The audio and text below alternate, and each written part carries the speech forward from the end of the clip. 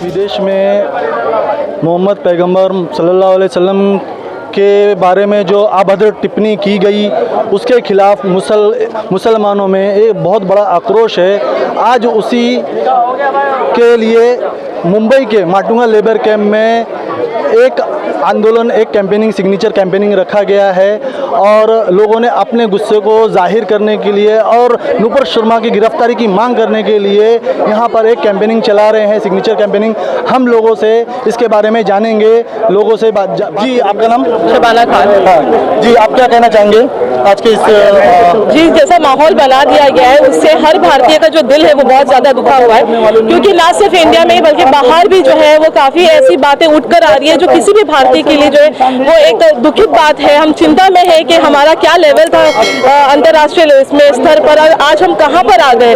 आज हम longest democracy को फॉलो करते हैं और आज हमारे देश में ही एक धर्म दूसरे धर्म के बारे में बात कर रहा है। और ये कौन बात कर रहा है? ये वो बात कर रहे हैं जो नेशनल लेवल पर, पॉलिटिकल लेवल पर जो है वो पार्टी खड़ी है, उसके प्रवक्ता बात कर रहे हैं। कोई छोटी मोटी बात नहीं है। आप 10 करोड़, आप करोड़ों लोगों के बीच में आकर इस तरीके की अगर बातें करते हैं तो जाहिर सी बात है कि जो ना यहाँ के जो लोग हैं वो बहुत तकलीफ में। दूसरी चीज़ कि नुपुर शर्मा का जब बयान आता है उसके 10 दिन तक कोई कार्यवाही नहीं होती है और जब इंटरनेशनल लेवल पर प्रेशर बढ़ाया जाता है तब बीजेपी हरकत में आकर उनका रेजिग्नेशन मांगती है। तो ये इतनी देरी क्यों? क्या संदेश देना चाहते थे कि आपको बाहर के लोगों से जो है सुनना पड़ेगा तब जाके आप यहाँ के लोगों की बात मानोगे? यहाँ के भारतीयों ने पहले ही अपना जो रिएक्शन दे दिया था तो आपने तभी क्यों नहीं एक्शन लिया? और दूसरी बात मेरी प्रधानमंत्री से ये भी है कि अब आप प्रधानमंत्री हो, आप सबके लिए प्रधानमंत्री हो, आप सिर्फ एक मजहब के लिए नहीं और एक पार्टी के लिए नहीं वहाँ बैठे हो। आपका विजन अपना जो है वो भारत का विजन होना चाहिए। बीजेपी वाला विजन आप वहाँ पे नहीं चलाएंगे तो आपको ये बात का ध्यान रखना चाहिए था कि यहाँ पर हम कैसे सिस्टम फेलियर पे आ जाते हैं कि बाहर के दो देश जो है वो हमसे सवाल करते हैं कि आपने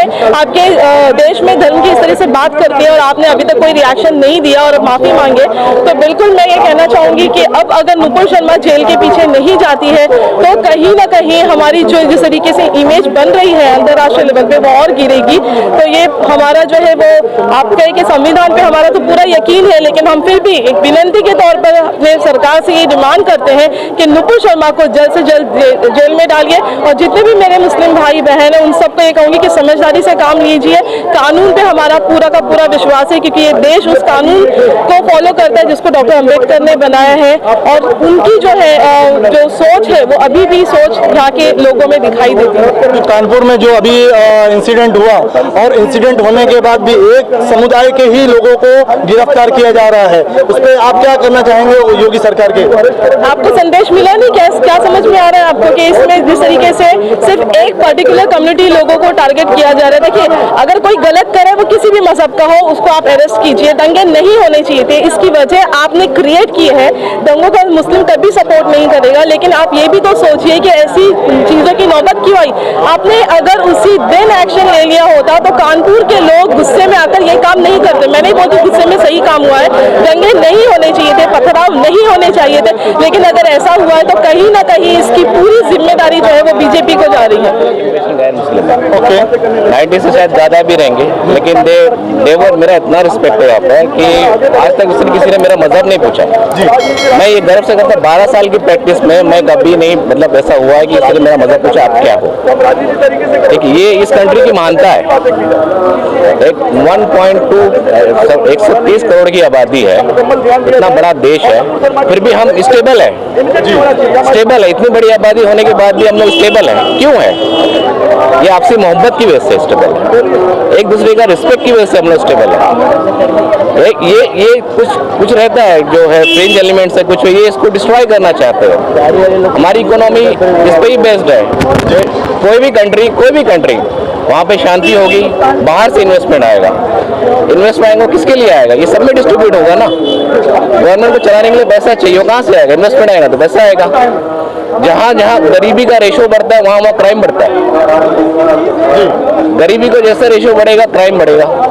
इतनी बड़ी बेरोजगारी है, इतना बड़ा चीजें हैं, ये सारी चीजें मसले मसाइल खड़ा करना जरूरी है क्या? तो आपका सरकार से क्या मांग है? सरकार से यही मांग है, कोई भी किसी का भी कोई भी मजहब का कुछ भी हो, किसी के खिलाफ अगर वो बोलता है, डेमोक्रेटिक इलेक्टेड गवर्नमेंट है, हमारे पास बाबा साहब अम्बेडकर का संविधान है, उसके हिसाब से लोगों को मिलकर चलना चाहिए, साथ में रहना चाहिए, और किसी भी मजहब के ऊपर अगर कोई भी टिप्पणी करता है किसी भी कौम का, उस पर कार्रवाई होनी चाहिए। पैगंबर मोहम्मद सल्लल्लाहु अलैहि वसल्लम सारी कायनात के लिए रहमतुल लिल आलमीन है।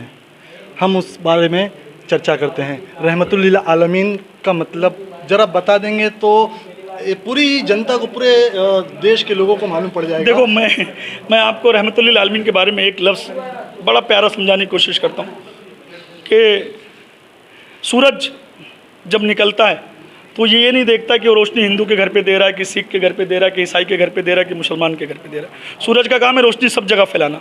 चांद का काम है कि उसकी ठंडक, उसकी चांदनी सब जगह फैलाना। इस तरीके से मेरे नबी रहमतुल लिल आलमीन है।